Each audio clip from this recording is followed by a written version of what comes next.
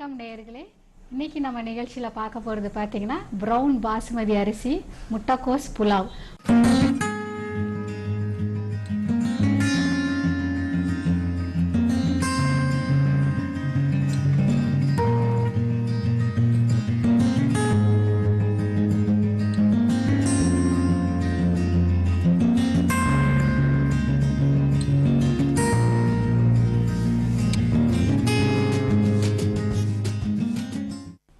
Brown basmati அரிசி 2 cup, சிகப்பு முட்டைக்கோஸ் துருவல் 1/2 கப், வெங்காயம் 1, தக்காளி 1, இஞ்சி பூண்டு விழுது 1 தேக்கரண்டி, பச்சை பட்டாணி 1/4 கப், பட்டை சிறிய துண்டு, ஏலக்காய் கிராம்பு தலா 2, பிரியாணி இலை 1, பச்சை மிளகாய் 4, சோம்பு 1 தேக்கரண்டி, உப்பு தேவைக்கேற்ப, எண்ணெய் தேவைக்கேற்ப, நெய் 1 மேஜைக்கரண்டி, புதினா கொத்தமல்லி சிறிதளவு. முட்டைக்கோஸ் நம்ம நார்மல் வெள்ளை முட்டைக்கோஸ் இல்லைங்க. இன்னைக்கு நான் எடுத்திருக்கிறது அந்த பர்பிள் கலரை தான், சிகப்பு முட்டைக்கோஸ். இப்போ இதுவும் எல்லா கடைகளையும் இப்போ கிடைக்க ஆரம்பிச்சிருச்சு. அதனால அந்த முட்டைக்கோஸ் எடுத்திருக்கேன். நிறைய பேருக்கு நம்மளுக்கு தெரியறதில்ல அதை எப்படி யூஸ் பண்ணணும் அப்படின்ட்டு. கொஞ்சம் டேஸ்ட் வித்தியாசமா இருக்குன்னு நினைக்கிறாங்க. அப்படிலாம் கிடையாதுங்க. நம்ம நார்மல் முட்டைக்கோஸ் எப்படியோ அதே மாதிரி இதையும் சமைக்கலாம். நான் இந்த முட்டைக்கோஸை அப்படியே சாப்பிட்றத விட இந்த மாதிரி ஒரு சாதமா பண்ணி சாப்பிடும்போது இன்னும் டேஸ்ட் நல்லா இருக்கும்.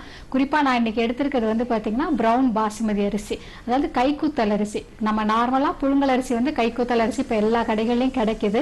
அதே மாதிரி பாசுமதி அரிசியும் கிடைக்குது உங்களுக்கு. ஸோ ஒரு புலாவ் பண்ணும்போது பாசுமதி அரிசினா கொஞ்சம் நல்லா இருக்குமேன்றதுக்காக நான் எடுத்திருக்கிறேன். நீங்க உடனே பாசுமதி அரிசியில தான் பண்ணணுமான்னு கேட்காதீங்க. நார்மலா நீங்க வீட்டுல எந்த அரிசி யூஸ் பண்றீங்களோ அதுலயும் தாராளமா இந்த புலாவ் பண்ணலாங்க. ஸோ இது ரொம்ப சிம்பிளா, அதாவது 1 பார்ட் மீல்னு சொல்ற மாதிரி ஒரே ஷாட்ல நீங்க ஒரு சாப்பாடு ஃபுல்லாக செஞ்சு அப்படியே லஞ்சுக்கு கொடுத்து விடலாம். இல்லை ஒரு அவசரத்துக்கு செய்யும் போது நம்மளுக்கு குழம்பு காயெல்லாம் வைக்க முடிய டைம் இல்லைன்னா இந்த மாதிரி ஒரு புலாவ் பண்ணிங்கன்னா ரொம்ப ஈஸியாக பண்ணலாம். நான் இன்னைக்கு 2 பார்ட்டாக உங்களுக்கு செஞ்சு காட்ட போகிறேன். ஆனால் நான் எப்படி அதை ஒரே பாட்டியாக குக்கரில் எப்படி செய்யலான்றதையும் நான் உங்களுக்கு சொல்கிறேன்.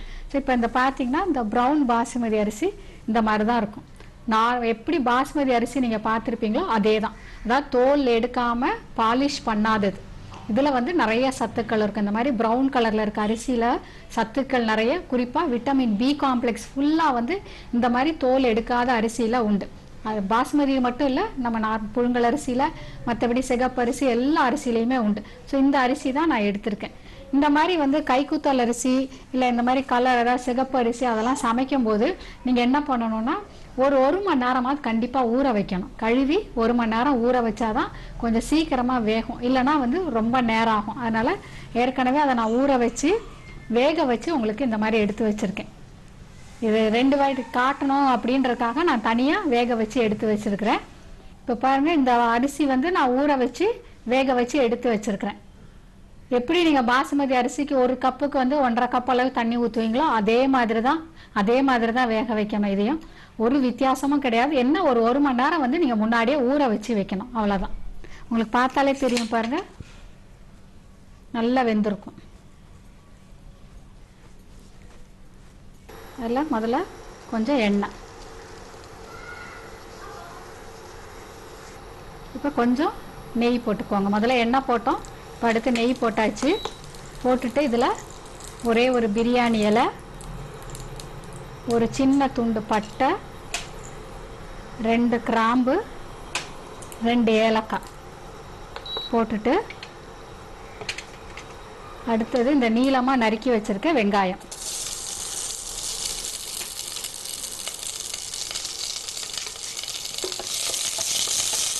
வெங்காயம் லேசாக வதங்கின உடனே,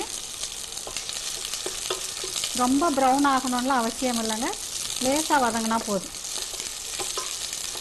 இதில் கொஞ்சம் தக்காளி,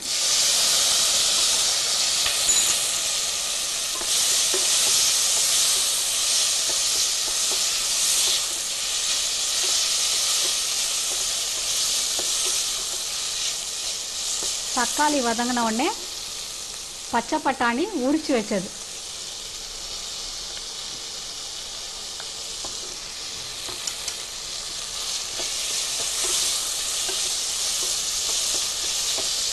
அடுத்தது இந்த சிகப்பு முட்டைக்கோஸ்.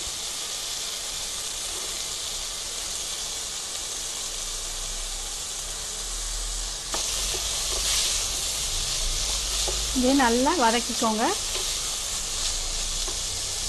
இந்த விழுது பார்த்தீங்கன்னா பச்சை மிளகாய், இஞ்சி, பூண்டு, சோம்பு சேர்த்து அரைச்ச விழுது இதோட சேர்த்துக்கோங்க. ஒரு வெங்காயத்தில் பாதி வெங்காயமும் பாதி தக்காளியும் இதோட சேர்த்துக்கோங்க. இஞ்சி, பூண்டு, பச்சை மிளகாய், சோம்பு, ஒரு பாதி வெங்காயம், பாதி தக்காளி.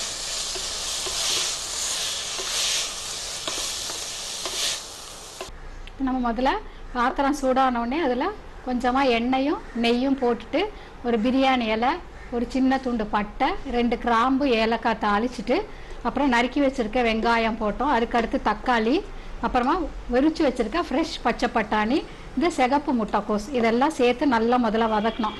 அது கூட அடுத்து பார்த்திங்கன்னா நான் வந்து இன்றைக்கி மிளகாத்தூள் அதெல்லாம் சேர்க்காம பச்சை மிளகாய், இஞ்சி, பூண்டு, சோம்பு, தக்காளியும் வெங்காயமும் பாதி பாதி சேர்த்து அரைச்ச விழுத இதோட சேர்த்து நல்லா கலந்துருக்கேன். இப்போ நம்ம ஏற்கனவே சாதம் வேக வச்சு எடுத்ததுனால தண்ணி வந்து நிறைய வேண்டாம், கொஞ்சமாக இந்த முட்டைக்கோஸ் வேகிற அளவுக்கு மட்டும் ஊற்றிக்கோங்க.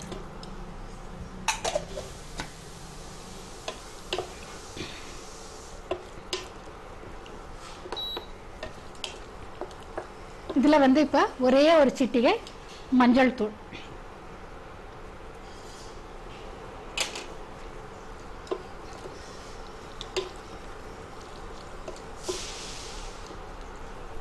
ஒரு 2 நிமிஷம் வந்து இந்த முட்டைக்கோஸ் நம்மளுக்கு வேகட்டும். இப்போ நீங்கள் இதெல்லாம் போட்டு வதக்கும் போதே பார்த்தீங்கன்னா நல்லா வாசனை வரும், கண்டிப்பாக தொண்டை கமரும்.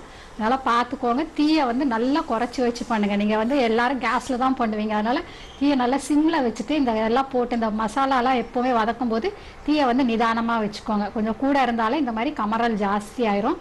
அதே மாதிரி இண்டக்ஷன் ஸ்டவ்வில் பண்ணும்போதும் மினிமம் இதில் வச்சுக்கோங்க நீங்கள். இப்போ இது வந்து நம்ம முட்டைக்கோஸ் வேகிறதுக்காக டைம் கொடுத்துருக்கோம். இப்போ இதே வந்து நான் முதலே சொன்னால் குக்கரில் டைரெக்டாக வைக்கலாம் அப்படின்னு சொல்லிட்டு, இப்போ இந்த மாதிரி எல்லாம் காயெல்லாம் போட்டு எல்லாம் வதங்குற போதே எவ்வளோ தண்ணி தேவையோ அவ்வளோ தண்ணியை ஊற்றிடுங்க. ஊற்றிட்டு நம்ம ஏற்கனவே ஊற வச்சிருக்க அரிசியும் போட்டுட்டு தேவையான அளவு உப்பு போட்டு நீங்கள் குக்கரை மூடிடுங்க. மூடிட்டு நல்லா ப்ரெஷர் வர வரைக்கும் தீயை வந்து ஹையில் வச்சுக்கோங்க. அந்த ப்ரெஷர் வந்தோடனே தீயை வந்து சிம்மில் வச்சுட்டு ஒரு 10 மினிட்ஸ் வச்சிங்கன்னா உங்களுக்கு வந்து நல்லா புலாவ் வந்து ரெடி ஆயிரும். அதுக்கு மேலே வச்சிடாதீங்க, பாசுமதி அரிசின்றனால 10 நிமிஷமே வந்து போதுமானதாக இருக்கும். ப்ரெஷர் அடங்கினோடனே நீங்கள் மூடியை திறந்துட்டு ஒரே ஒரு ஸ்பூன் நெய் ஊற்றிட்டு நல்லா கிளறி கொஞ்சம் புதினா கொத்தமல்லி போட்டு இறக்குனீங்கன்னா உங்களுக்கு அப்படியே டைரெக்டாக குக்கரில் ஒரே 1 ஷாட்டுன்னு சொல்லுவாங்க, அந்த மாதிரி புலாவ் ரெடி பண்ணிடலாம். இல்லை இப்படி தனியாக பண்ணுறீங்க எங்களுக்கு நேரம் இருக்குது அப்படின்னு நினச்சிங்கன்னா இந்த மாதிரியும் பண்ணலாம். நீங்கள் இப்போ வந்து நம்ம இதை வேக விட்டுருக்கோம், சாதம் வேக வச்சு எடுத்துருக்கோம், அப்போ 2த்தையும் போட்டு நம்ம மிக்ஸ் பண்ண போகிறோம். இப்போ இன்றைக்கி நம்ம சேர்த்துருக்கிற இந்த சிகப்பு முட்டைக்கோஸ், பச்சை பட்டாணி இதுவுமே பார்த்திங்கன்னா ரெண்டுமே வந்து அந்த புற்றுநோய் செல்களை அழிக்கக்கூடிய தன்மை நிறைய.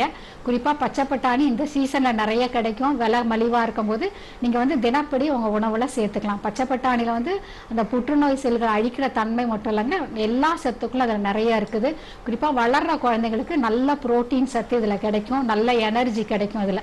அதே மாதிரி இந்த சிகப்பு முட்டைக்கோஸும் பார்த்திங்கன்னா எப்படி முட்டைக்கோஸ் நம்ம நார்மலாக வெள்ளை முட்டைக்கோஸ் வந்து சாப்பிட்டா வயிற்றில் வர அல்சருக்கு நல்லது, வயிற்று வலிக்கு நல்லதுன்னு சொல்லுவாங்களோ அதே குணங்கள் எல்லாமே இதில் இருக்குது. இந்த சிகப்பு நிற காய்கறிகள் எல்லாம் பார்த்தீங்கன்னா காயோ பழங்களோ வந்து புற்றுநோய் செல்களை அழிக்கக்கூடிய தன்மை கூடுதலாக உள்ளது. சிகப்பு நிறம், அதே மாதிரி ஆரஞ்சு நிறம். அதனால் சொல்லுவாங்க வந்து உங்கள் உணவில் வந்து பச்சை, சிகப்பு, அந்த ஆரஞ்சு கலர் இருக்கிற மாதிரி பார்த்துக்கோங்க அப்படின்ட்டு.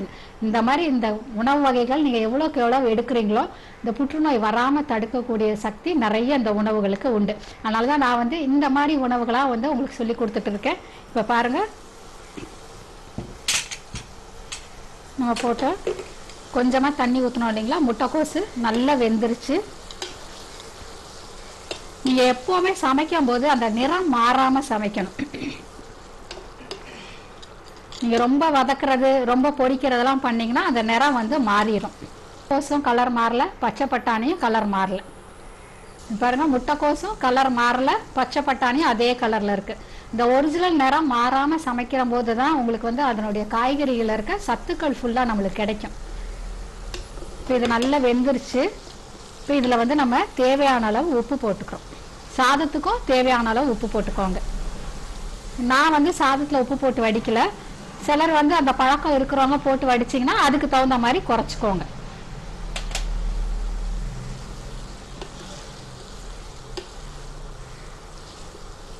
நல்லா கலந்துக்கோங்க. இந்த ஸ்டேஜில் கொஞ்சம் புதினா கொத்தமல்லி சேர்த்துக்கோங்க. எப்போவுமே புதினா கொத்தமல்லியை வந்து கடைசியில் அலங்காரத்துக்கு மட்டும் சேர்க்காதீங்க. நம்ம முதல்ல கொஞ்சம் இந்த மாதிரி பண்ணும்போது சேர்த்துக்கிட்டிங்கன்னா தான் அந்த புதினா கொத்தமல்லியில் இருக்க நல்ல சத்துக்கள் ஃபுல்லாக நம்மளுடைய சாப்பாட்டில் இறங்கும். கடைசியாக கொஞ்சம் அலங்காரம் பண்ணுறதுக்கு வச்சுக்கோங்க. இப்போ பாருங்கள், காய் வதங்கிட்டு இருக்கு. அடுப்பை வந்து தீயை குறைச்சி வச்சுக்கோங்க. இப்போ இந்த வேக வச்சிருக்க அரிசியை அதோட சேர்க்குறோம். நம்மளுடைய பாசுமதி அரிசி. பாசுமதி அரிசி சமைக்கும் போதே அதுக்கு ஒரு தனி வாசனை வருங்க. நீங்கள் பார்த்துருப்பீங்க பிரியாணிலாம் செய்யும்போது. அதே மாதிரி தான் இந்த அரிசியிலையும் சமைக்கும் போது அந்த பாசுமதியில் இருக்க எல்லா குணங்களும் இதுலேயும் இருக்குது. சொல்லப்போனால் அந்த வெள்ளை பாசுமதியை விட இந்த ப்ரௌன் பாசுமதி தான் சத்து நிறைய. சாதம் கிளறும் போது அடுப்பு தீயை எப்பவும் குறைச்சி வச்சுக்கோங்க. கொஞ்சம் நிதானமாக இது பண்ணுங்க. இது நல்லா உதிரியாக வந்துடும் உங்களுக்கு.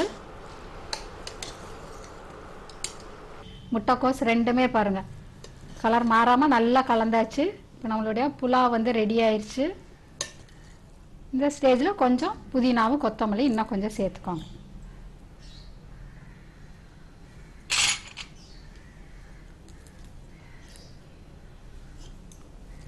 ஒரே ஒரு கிளர்.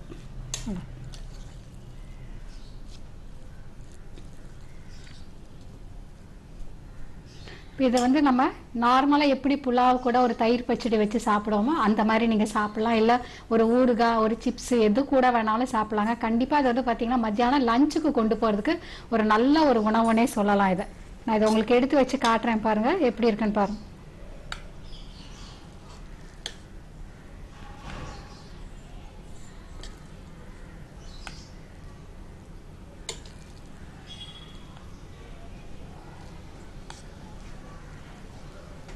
இப்போ நம்மளுடைய ப்ரௌன் பாசுமதி அரிசி, சிகப்பு முட்டைக்கோசு, பச்சை பட்டாணி சேர்த்து ஒரு புலாவை நம்ம பார்த்துட்டோம். இது பார்த்தீங்கன்னா ஒரு முழுமையான ஆரோக்கியமான உணவுன்னு சொல்லலாம். உங்களுக்கு சாதம் இருக்குது, அது தவிர கேரட் முட்டைக்கோஸ் சேர்த்துருக்கோம். நம்ம சிகப்பு முட்டைக்கோசு, பச்சை பட்டாணி. ஸோ கார்போஹைட்ரேட், மினரல்ஸ், விட்டமின்ஸ் எல்லாம் சேர்ந்த ஒரு உணவு. இது வந்து நம்மளுடைய இந்திய நாட்டோட உணவுன்னு தான் சொல்லலாம். ஏன்னா பாசுமதி அரிசி வந்து நம்மளுக்கு பஞ்சாபில் நிறைய விளையக்கூடியது. பஞ்சாபில் கிடைக்கக்கூடிய நம்ம நாட்டு அரிசியில் அதுவும் கைக்கூத்தல் பாசுமதி அரிசி வச்சு இன்னைக்கு ஒரு அருமையான புலாவ் செஞ்சுருக்கோம். இந்த புலாவும் பார்த்தீங்கன்னா புற்றுநோய் செல்களை அழிக்கக்கூடிய தன்மை நிறைய. இதில் நம்ம இன்னைக்கு சேர்த்துருக்க பொருட்கள் எல்லாமே வெங்காயம், தக்காளியிலேருந்து பட்டையிலேருந்து எல்லாத்துக்குமே அந்த தன்மை நிறைய. ஸோ உங்களோட உணவில் இதெல்லாம் ரெகுலராக சேர்த்துக்கிட்டு வந்தாலே புற்றுநோய் வராமல் நம்ம நிறைய தடுக்கலாம். நம்ம வருமுன் காப்போம் அப்படின்றதா நம்மளுடைய தாரக மந்திரமே.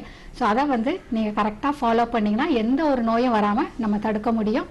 இதே மாதிரி ஒரு நல்ல ரெசிபியோட மீண்டும் உங்களை சந்திக்கிறேன். நன்றி, வணக்கம்.